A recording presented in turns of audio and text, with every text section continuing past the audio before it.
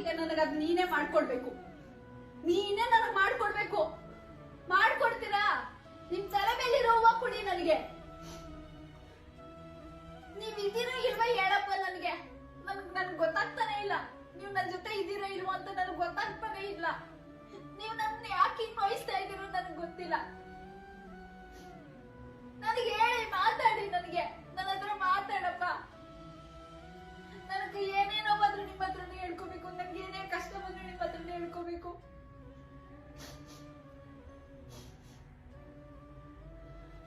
ಯಾರು ಇಲ್ಲ ಅನ್ನೋರ್ಗೆ ರಾಯರು ಇರ್ತಾರಲ್ವಾ? ನೀವ್ ಇದೀರಾ ತಾನೇ ನನ್ ಜೊತೆಲಿ? ನೀವ್ ಇರ್ತೀರಾ ಅಲ್ವಾ?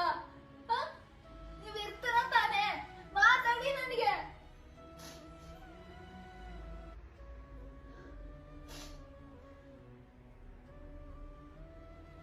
ನೀವ್ ಇರೋದೇ ಆದ್ರೆ ನಿಮ್ ತಲೆ ಮೇಲಿರೋ ಪ್ರಸಾದ ನನಗ್ ಕೊಟ್ಬಿಡಪ್ಪ.